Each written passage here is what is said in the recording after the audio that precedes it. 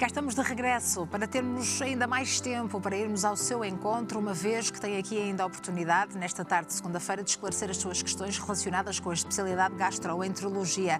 Já sabe que para isso deve marcar o número de telefone 22-508-3297 ou também enviar a sua questão por escrito, o seu testemunho, a sua história, a sua opinião também para o nosso endereço de e-mail consultório@portocanal.pt. Terminamos bem perto das 15h30, mas nessa altura, claro, fazemos um direto com a Catarina Amorim, porque vamos saber quais são os assuntos em destaque no Viver Aqui de hoje, o primeiro programa também desta semana. Está connosco a doutora Susana Lopes, médica gastroenterologista e presidente da Sociedade Portuguesa de Endoscopia Digestiva, a quem agradeço por mais uma vez nos ajudar e juntar-se a nós. Muito obrigada, Sra. Doutora. Olá, é um gosto sempre recebê-la. Muito obrigada. Aqui. Portanto, nós vamos falar dos resultados de um estudo que decorreu em 10 países e conclui que existe oportunidade de melhoria no tratamento dos doentes com doença inflamatória intestinal. Que alterações significativas é que estamos a falar? Este estudo diz que existe oportunidade, de facto, de melhoria no tratamento destes doentes. Que oportunidades é que estamos aqui a falar? Ora bem, este estudo foi um estudo, é aquilo que nós chamamos um estudo observacional, portanto é um estudo que não houve intervenção no esquema terapêutico e de monitorização do doente. Portanto, foi um estudo retrospectivo em que num dia de consulta do doente, o doente foi avaliado nesse ponto no tempo e depois foi feita uma pesquisa para o ano anterior e ver como é que o doente tinha evoluído ao longo desse ano. E aquilo que nós constatamos é que, apesar de todas as inovações e de todas as melhorias em termos de tratamento e em termos de diagnóstico da doença, ainda ficamos um bocadinho aquém em termos de resultados. Portanto, aquilo que este estudo demonstrou foi que cerca de metade dos doentes, a nível global, porque os resultados portugueses foram um bocadinho piores, se assim podemos dizer, é que cerca de metade dos doentes não está completamente controlado relativamente à sua doença. Claro. Portanto, e é isso é que diz que tem oportunidade de melhoria. Portanto, pode haver ajustes terapêuticos que necessitem de ser feitos para conseguirmos controlar a doença. Porque atualmente no tratamento da doença inflamatória intestinal, e foi isso que motivou a realização deste estudo, existem alvos terapêuticos. Portanto, já estão bem definidos ao longo do tempo de tratamento dos vários fármacos que temos ao nosso dispor, quais são os objetivos que devemos perseguir. E, portanto, ao fim desse tempo em que é suposto termos alcançado esses objetivos, se o doente não está em remissão, se o doente não cumpriu os objetivos que foram traçados para o controle da sua doença, aquilo que deve ser feito é uma modificação terapêutica. E aquilo que este estudo nos vem dizer é que nem sempre, nem nos timings certos, essa avaliação e essa modificação tem vindo a ser feita. Mas atualmente quais são os principais desafios na doença inflamatória intestinal? Os acessos às consultas, o diagnóstico precoce, as terapêuticas também? Há aqui uma janela de oportunidade para mudar a doença, por exemplo? Sim, isso sem dúvida nenhuma que existe uma janela de oportunidade para mudarmos a evolução da doença.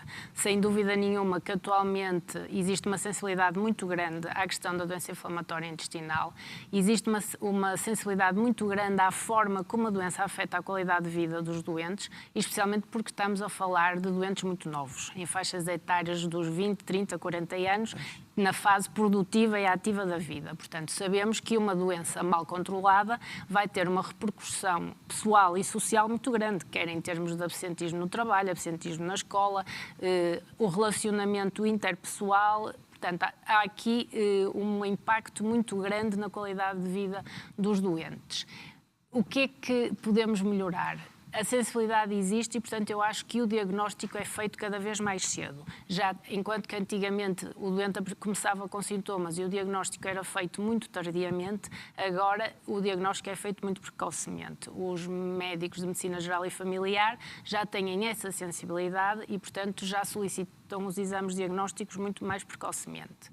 Depois, relativamente ao acesso às consultas, a especialidade de gastroenterologia não é diferente de todas as outras especialidades. E, portanto, nós sabemos que os tempos de espera não são os ideais. Mas, mesmo assim, eu creio que na maior parte dos hospitais o tempo de espera é um tempo que pode ser considerado aceitável, especificamente na consulta de doença inflamatória intestinal. Não estamos a falar da consulta de uma forma geral, mas na consulta específica de doença inflamatória intestinal.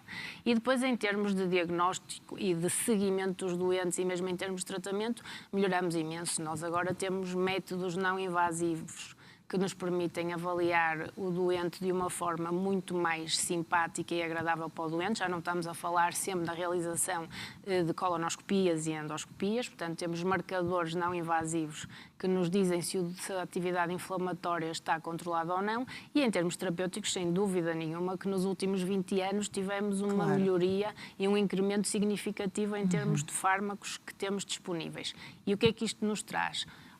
Ao mesmo tempo que nos permite evitar aquilo que nós chamamos o dano intestinal, portanto, uma lesão irreversível ao nível intestinal pelo não controle da atividade da doença, também nos obriga a sermos muito mais agressivos em termos terapêuticos, não é? Porque agora também temos as armas que nos permitem essa maior agressividade e tratar o doente de uma forma mais eficaz e efetiva. Ainda assim, estas pessoas conseguem ter qualidade de vida no seu dia-a-dia?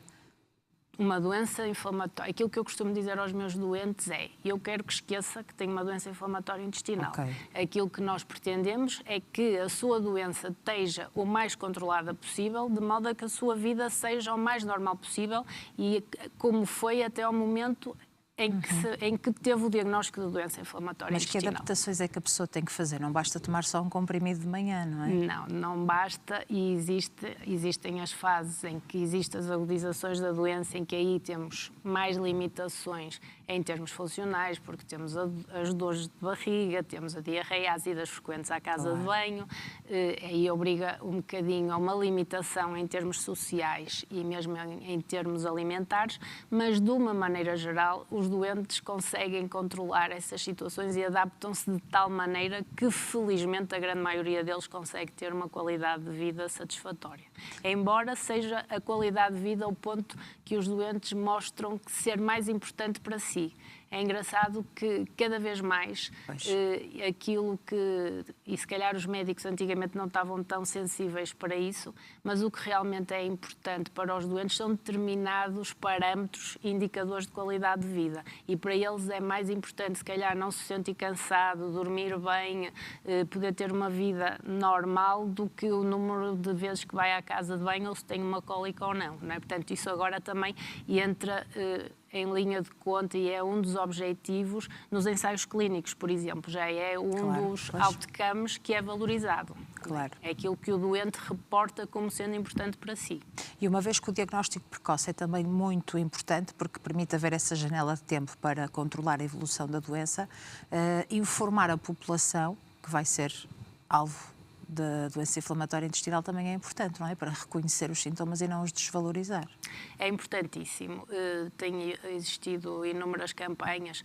Em maio foi o mês da doença inflamatória intestinal e também nisso a SPED também esteve envolvida. Como eu já tive a oportunidade no programa anterior de vir aqui falar consigo sobre o podcast que a Sociedade lançou, o Endoscopicamente Falando, também para a Sociedade Portuguesa de Endoscopia Digestiva a doença inflamatória é importante, porque neste primeiro meio ano de lançamento do podcast nós já temos 2 podcasts que versam a doença inflamatória intestinal. Num deles convidamos a Ana Sampaio, que é responsável pela APDI, que teve a amabilidade de participar e de esclarecer dúvidas relativamente à doença, e noutro focamos o tema da endoscopia na doença inflamatória intestinal, de forma a que os doentes desdramatizem a questão de ter que fazer uma colonoscopia e percebam porque é que ela também é tão importante neste contexto. Claro.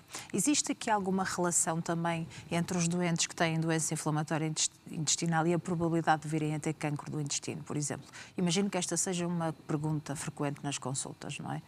Sim, existe, na verdade, a duração da doença, a extensão da doença e é mais frequente na colite ulcerosa, porque a colite ulcerosa é que afeta o intestino grosso.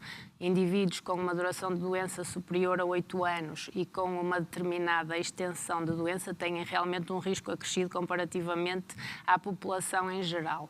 Na doença de Crohn já não é bem assim, exceto quando atinge também o intestino grosso. Quando temos uma colite de Crohn, aí o risco também está aumentado, mas em termos de intestino delgado, quando temos o atingimento apenas do intestino fino, do intestino delgado, o risco é é muito baixo. Pronto, não é das maiores preocupações que tínhamos na orientação destes doentes. O atingimento do intestino grosso é sim, aumenta o risco de cancro. Claro. Por isso, ter a doença controlada significa também manter uma vigilância. É fundamental. Agora sabe-se que a inflamação persistente é um fator cancerígeno. Portanto, é por isso que nós perseguimos tanto a cicatrização da mucosa, ou seja, não haver lesões na endoscopia. Nós queremos cicatrizar as úlceras e as erosões que temos nas fases de agudização, porque sabemos que com isso também conseguimos prevenir o desenvolvimento de cancro. Eu gosto sempre de reforçar esta ideia, até porque falávamos aqui nas fases mais agudas desta doença. Qual é a importância também da alimentação e do exercício físico? A alimentação é sempre um tema muito questionado pelos doentes. Os doentes procuram sempre muita informação em termos do que é que podem e não podem comer e agrada-lhes sempre ter um acompanhamento por uma nutricionista. Portanto, aqui uma equipa multidisciplinar também faz todo o sentido, não é? É fundamental.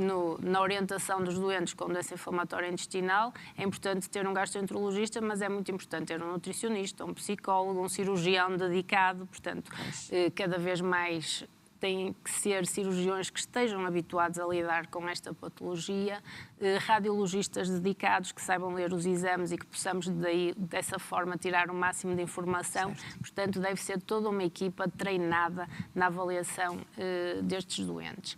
Relativamente à alimentação, tirando as fases agudas, não existe nenhuma norma orientativa ou nenhuma evicção alimentar que tenha que ser seguida por estes doentes. Como em qualquer período de diarreia para qualquer pessoa, há determinados alimentos que têm que ser evitados nas fases da agudização, mas depois o doente é um bocadinho a sua sensibilidade aos alimentos, porque é óbvio que num intestino que está a ser agredido muitas vezes por fenómenos inflamatórios, as suas bactérias intestinais vão se modificando, portanto o microbioma dos doentes com doença inflamatória tem algumas particularidades comparativamente às pessoas ditas saudáveis e, portanto, pode haver alguma sensibilidade ou alguma intolerância a determinados alimentos, mas isso é muito individual, não é nenhuma lista que nós possamos dar, claro, a dizer não pode comer isto e não pode comer aquilo. Aquilo que também se sabe é que, por exemplo, estes doentes têm uma maior intolerância à lactose, também certo, é normal, não é? Nós, à medida que envelhecemos, também vamos tendo essa intolerância. Aqui, se calhar, surge numa fase um bocadinho mais precoce. Mas, tirando isso, podem ter uma alimentação praticamente como qualquer outra pessoa. O exercício físico contribui muito, como em todos nós, para o bem-estar físico e mental. E, portanto, é fundamental que estes doentes não achem que, por terem esta situação, tenham alguma limitação à prática de exercício físico. Podem fazer qualquer desporto que gostem, que queiram, que sempre tenham feito. Pilares fundamentais. Pilares fundamentais até para o controle sintomático, porque muitas vezes os doentes com doença inflamatória intestinal têm sintomas que não estão relacionados com a atividade da doença. Claro. E que são aquilo que nós já falamos tantas vezes do síndrome do intestino irritável. Estes doentes também têm sintomas que se encaixam nessa situação. Claro. E, portanto, o ter um bom estado emocional também ajuda no controle sintomático, portanto é fundamental. E pode evitar muitas vezes quadros de ansiedade, não é? Claro, claro que sim, e sabemos que o sistema nervoso, dito assim de uma forma simplista, também influencia a doença, não é? Muito bem. Agradeço imenso a sua presença, Sra. Doutora. É sempre um gosto recebê-la neste consultório. Muito obrigada. Vamos agora saber que dúvidas têm os nossos telespectadores, não só sobre este tema, mas outras que encaixem então nesta área da medicina gastroenterológica. Já sabe que para isso tem que marcar o número de telefone 225083297 para se inscrever, mas tem também à sua disposição o nosso endereço de e-mail consultório@portocanal.pt. Vamos fazer um curtíssimo intervalo, estamos de regresso daqui a alguns minutos. Até já.